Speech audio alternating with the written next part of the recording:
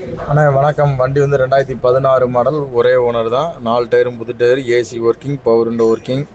வண்டி நல்லாயிருக்கும்.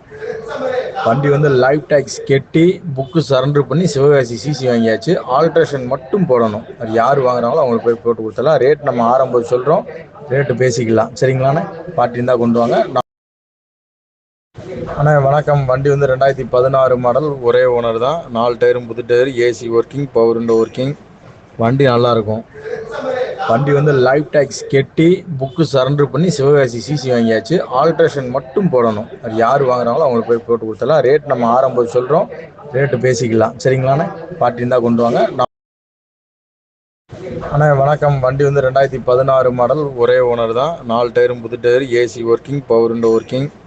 வண்டி நல்லாயிருக்கும்.